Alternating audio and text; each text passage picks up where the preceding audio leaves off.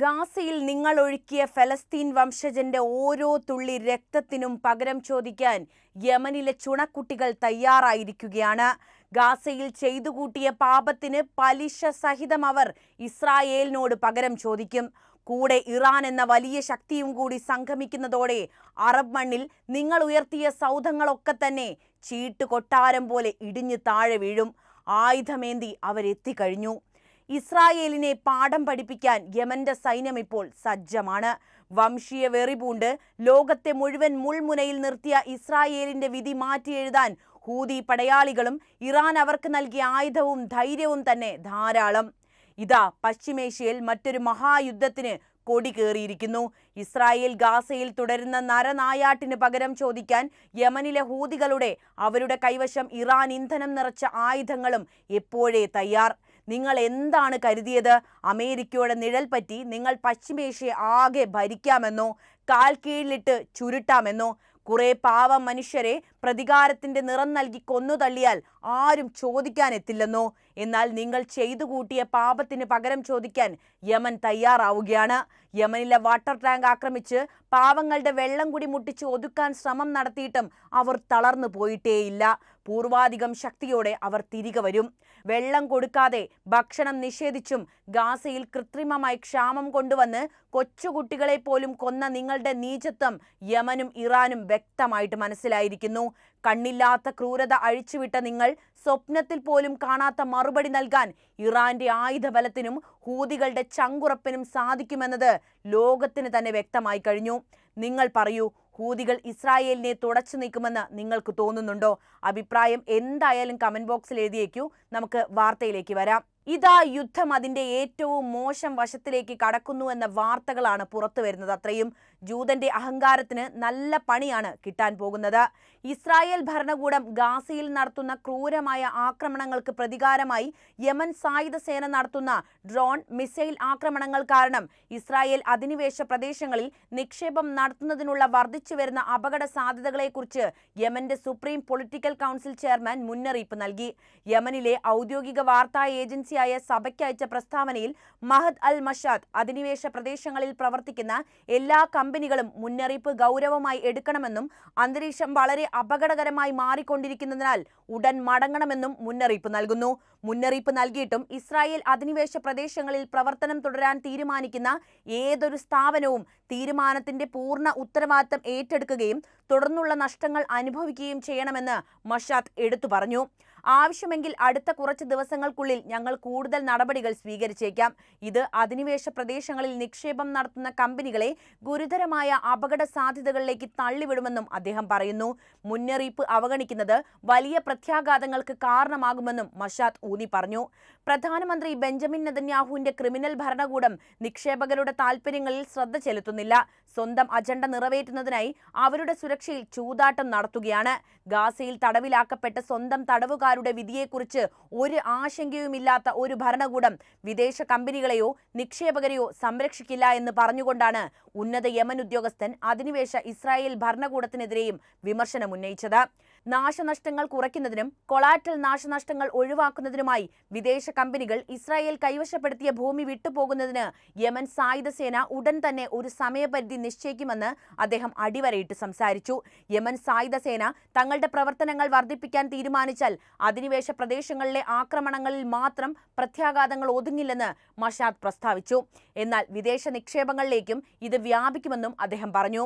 ഗാസയ്ക്കെതിരായ വംശഹത്യാ യുദ്ധം രൂക്ഷമായപ്പോൾ ഇസ്രായേലിലേക്കുള്ള സൈനിക സാമഗ്രികളുടെ വിതരണം തടസ്സപ്പെടുത്തുകയും ഗാസയിൽ നടന്നുകൊണ്ടിരിക്കുന്ന മാനുഷിക അടിയന്തരാവസ്ഥയിൽ അന്താരാഷ്ട്ര സമൂഹം നടപടിയെടുക്കാൻ പ്രേരിപ്പിക്കുകയും ചെയ്യുക എന്ന ലക്ഷ്യത്തോടെ യമനികൾ ആവശ്യ സമുദ്രപാതകളിൽ തന്ത്രപരമായ ഉപരോധം ഏർപ്പെടുത്തിയിരുന്നു. ഗാസയിലെ കര വ്യോമ ആക്രമണങ്ങൾ ഇസ്രായേൽ അവസാനിപ്പിക്കുന്നതുവരെ ആക്രമണം അവസാനിപ്പിക്കില്ലെന്ന് യമൻ സായുധ സേന പ്രഖ്യാപിച്ചിട്ടുമുണ്ട്. ഇസ്രായേലുമായി താരതമ്യം ചെയ്യുമ്പോൾ ചെറിയ രാജ്യമാണ് യമൻ. എന്നിട്ടും അവർ ജൂതരാഷ്ട്രത്തിനെതിരെ ആയുധമെടുക്കാൻ സന്നദ്ധത പ്രകടിപ്പിച്ചു കഴിഞ്ഞു. നിലവിലെ ഗാസയിലെ സാഹചര്യം ഹൂതികൾക്കും യമനും ഇസ്രായേലിനോടുള്ള വെറുപ്പ് വർദ്ധിപ്പിച്ചിട്ടുണ്ട്. എന്നാൽ ഇരു കൂട്ടർക്കുമിടയിലെ യഥാർത്ഥ ശത്രുതയുടെ കാര്യങ്ങളും നിലവിലെ സാഹചര്യങ്ങളുമൊക്കെ നമുക്കൊന്ന് വിലയിരുത്തി നോക്കാം. ഇസ്രായേലിനോടുള്ള യമന്റെ ശത്രുത, ചരിത്ര സംഭവങ്ങൾ, പ്രത്യയശാസ്ത്രപരമായ ബോധ്യങ്ങൾ, ഭൗമരാഷ്ട്രീയ ചലനാത്മകത എന്നിവയിൽ ആഴത്തിൽ വേരൂന്നിയതാണ്. ആദ്യകാല പിരിമുറുക്കങ്ങൾ മുതൽ നിലവിലെ സംഘർഷങ്ങൾ വരെയുള്ള ഈ ശത്രുതയുടെ പരിണാമത്തെക്കുറിച്ച് മനസ്സിലാക്കാം. പ്രാദേശിക രാഷ്ട്രീയം, മതവികാരങ്ങൾ, തന്ത്രപരമായ താൽപ്പര്യങ്ങൾ എന്നിവയുടെ പരസ്പര ബന്ധം എടുത്തു കാണിക്കുന്നതാണ് ഈ ശത്രുതയുടെ വേരുകൾ. ചരിത്രപരമായ ആ പശ്ചാത്തലത്തെക്കുറിച്ച് പറയാം. 1947 ആഡൻ കലാപത്തിൽ നിന്നാണ് ആ ചരിത്രം ആരംഭിക്കുന്നത്. 1947 ഡിസംബർ മാസം UN ഫലസ്തീൻ വിഭജന പദ്ധതികൾക്കെതിരെ ആഡനിൽ നടന്ന പ്രതിഷേധങ്ങൾ ജാതിമത കലാപത്തിലേക്കാണ് മാറിയത്. ഇതിൽ 82 യഹൂദന്മാർ കൊല്ലപ്പെട്ടു. നിരവധി വീടുകളും കടകളും നശിക്കപ്പെട്ടു. ഈ സംഭവങ്ങൾ യമനിലെ യഹൂദ സമൂഹത്തിന്റെ സുരക്ഷിതത്തെ തന്നെ ബാധിച്ചു. പലരും രാജ്യം വിടാൻ നിർബന്ധിതരായി മാറി. രണ്ടാമത്തെ സംഭവം ഓപ്പറേഷൻ മാജിക് കാർപ്പറ്റ് എന്ന പേരിലാണ് അറിയപ്പെടുന്നത്. യമനിലെ യഹൂദരുടെ അവസ്ഥ വീണ്ടും പ്രശ്നങ്ങളിലേക്ക് നയിക്കുന്ന സംഭവ പരമ്പരകളാണ് അന്ന് അവിടെ നടന്നത്. 1949-50 കാലഘട്ടത്തിൽ യമനിൽ നിന്നുള്ള ഏകദേശം 49,000 യഹൂദന്മാരെ ഇസ്രായേലിലേക്ക് മാറ്റിയ ഓപ്പറേഷൻ മാജിക് കാർപ്പറ്റ് എന്ന പ്രക്രിയ യമനിലെ യഹൂദരുടെ സാന്നിധ്യം കുറയുന്നതിന് കാരണമായി. അറബ് ഇസ്രായേൽ യുദ്ധങ്ങളാണ് പിന്നീട് ഇരു രാജ്യങ്ങൾക്കുമിടയിലെ അന്തരീക്ഷം വീണ്ടും മോശമാക്കി മാറ്റിയത്. 1948 ഇസ്രായേൽ രാഷ്ട്രം സ്ഥാപിതമായത്. അന്നു മുതൽ യമൻ ഉൾപ്പെടെയുള്ള അറബ് രാജ്യങ്ങൾ ഇസ്രായേലിനെ എതിർത്ത് രംഗത്ത് വരികയായിരുന്നു. അറബ് മണ്ണിൽ ഒരു ജൂതരാഷ്ട്രം സൃഷ്ടിക്കുന്നത് അവർക്ക് തെല്ലും ഇഷ്ടമില്ലാത്തത് തന്നെയാണ് ഈ വൈരാഗ്യത്തിന്റെ യഥാർത്ഥ കാരണം.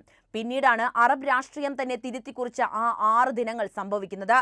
1967 ജൂൺ 5 മുതൽ 10 വരെ ഇസ്രായേൽ, ഈജിപ്ത്, ജോർദാൻ, സിറിയ എന്നിവിടങ്ങളുമായി നടത്തിയ 6 ദിവസത്തെ യുദ്ധം, 6 ഡേ വാർ എന്നറിയപ്പെടുന്ന ആ 6 കരിദിനങ്ങൾ, പശ്ചിമേഷ്യയിലെ ഭൗതികവും രാഷ്ട്രീയപരവുമായ ഭൂപ്രദേശങ്ങൾ മാറ്റിയ ഒരു നിർണായക സംഭവമായിട്ടാണ് 6 ഡേ വാർ മാറിയത്.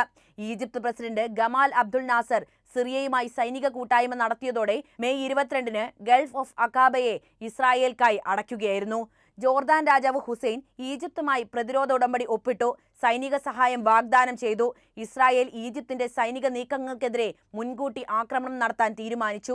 1967 6 ഡേ വാറിനു ശേഷം യമൻ അമേരിക്കയുമായി തങ്ങളുടെ നയതന്ത്ര ബന്ധങ്ങൾ അവസാനിപ്പിച്ചു. അമേരിക്കയുടെ ഇസ്രായേൽ പിന്തുണയെ വിമർശിക്കുകയാണ് അവർ ചെയ്തത്. ഇതോടെ യമനിലും ചില മാറ്റങ്ങൾ പ്രത്യക്ഷപ്പെട്ടു തുടങ്ങി. ഇസ്രായേലിനോടും ഇസ്രായേലിനെ മാത്രം പിന്തുണയ്ക്കുന്ന അമേരിക്കയോടും തീർത്താൽ തീരാത്ത പകയായി യമനികൾക്ക്. ആധുനിക രാഷ്ട്രീയ സാഹചര്യങ്ങൾ എന്തൊക്കെയാണെന്ന് കൂടി വിലയിരുത്താം. ഹൂത്തി പ്രസ്ഥാനത്തിന്റെ ഉദയമാണ് യമന്റെ രാഷ്ട്രീയ ചരിത്രത്തിൽ എടുത്തു പറയേണ്ട ഒരു വസ്തുത. 1990കളിലാണ് യമനിൽ ഹൂത്തി പ്രസ്ഥാനം ആരംഭിക്കുന്നത്. അൻസാർ അള്ളാഹ് എന്നാണ് ഇത് അറിയപ്പെട്ടത്. ഇസ്രായേലിനെയും അമേരിക്കയെയും എതിർക്കുന്ന ശക്തമായ നിലപാട് സ്വീകരിച്ചുകൊണ്ടാണ് ഈ പ്രസ്ഥാനം ഉയർന്നു വന്നത്. അവരുടെ മുദ്രാവാക്യം അള്ളാഹു ഏറ്റവും വലിയവൻ, അമേരിക്കയ്ക്ക് മരണം, ഇസ്രായേലിന് മരണം, യഹൂദന്മാർക്ക് ശാപം, ഇസ്ലാമിന് വിജയം എന്നായിരുന്നു. ഈ മുദ്രാവാക്യത്തിൽ നിന്നു തന്നെ അവരുടെ ലക്ഷ്യങ്ങൾ മനസ്സിലാക്കാമല്ലോ.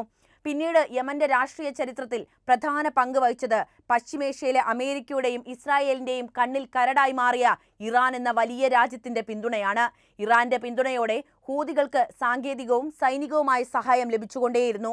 ഇത് അവരുടെ സൈനിക ശേഷി വർദ്ധിപ്പിക്കുകയും ഇസ്രായേലിനെ ലക്ഷ്യമാക്കി മിസൈൽ ആക്രമണങ്ങൾ നടത്താൻ അവരെ കഴിവുള്ളവരാക്കി മാറ്റുകയും ചെയ്തു. ഇസ്രായേലുമായി നിരന്തരമുണ്ടായ നേരിട്ടുള്ള ഏറ്റുമുട്ടലുകളും പ്രശ്നങ്ങൾ വീണ്ടും വഷളാക്കിക്കൊണ്ടിരുന്നു. 2025 ഹൂതികൾ ടെൽ അവീവിലെ ബെൻ ഗുറിയോൺ വിമാനത്താവളത്തിൽ മിസൈൽ ആക്രമണം നടത്തിയിട്ടുണ്ട്. അതിനെതിരെ ഇസ്രായേൽ യമനിലെ ഹൂതി ലക്ഷ്യങ്ങൾ എയർ സ്ട്രൈക്കുകളും നടത്തി.